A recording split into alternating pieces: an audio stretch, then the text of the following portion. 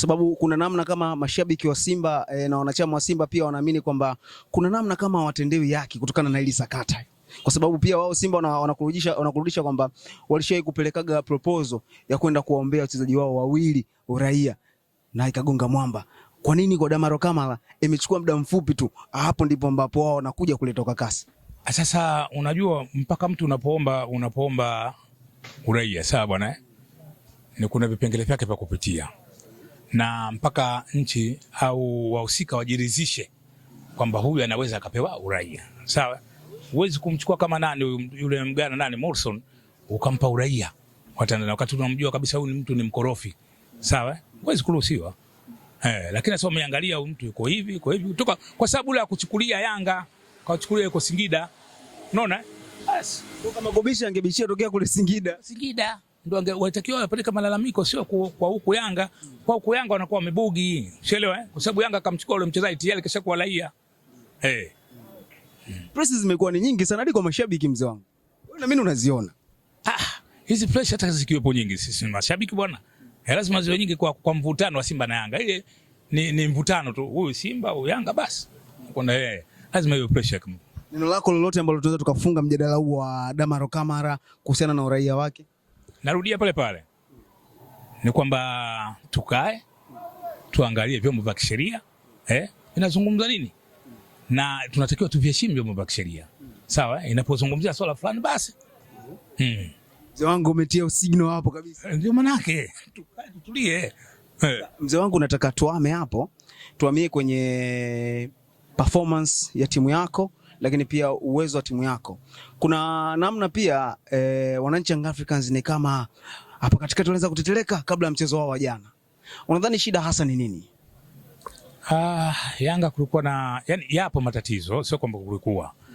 Ni kwamba uwezo wa kocha kwa timu aliyoikuta Yanga ni kubwa.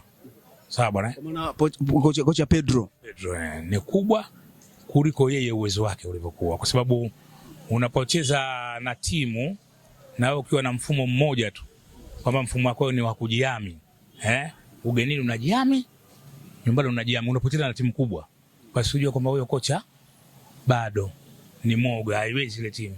Sasa tufanye mabadiliko tu ya kocha, apatikane kocha ambaye nadhani kwamba hata hivi viongozi wanalijua, lakini siwezi kuzungumza maneno mengi, labda mikataba yake inaweza kawa ni mikali sana.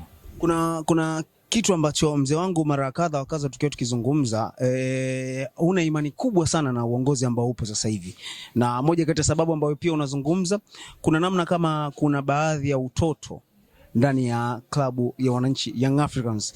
Mara kadha wakaza tukizungumza hapa, sababu kubwa ambayo inasababishwa kutoamini ni nini hasa? Leo tupo live kupitia Kings Media, pengine tungependa utuweke wazi. Labda mimi nazungumza kwa niaba ya wanachama wote, sawa bwana, ni kwamba kutokuamini viongozi ni kutokana na mwenendo wa muundo wa Yanga jinsi ulivyo, sawa. Ukishakumwona kiongozi kwamba anabagua, kiongozi mbaguzi, basi wewe huwezi kumwamini hata siku moja, umeelewa?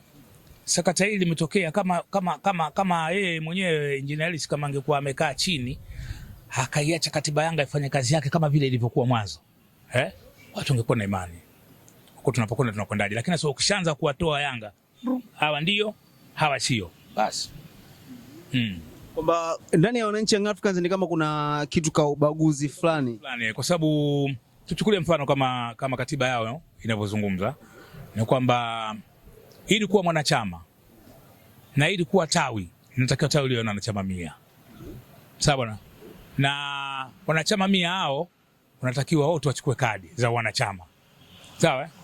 Lakini ukirudi chini ya carpet kwamba Yanga itahesabika kama wanachama wa Yanga ni hawa 5 ambao wanakuwa katika mkutano, sio hawa 95 sio wanachama. Mnaelewa hilo? Kwa maana ya kwamba hapo sasa natamani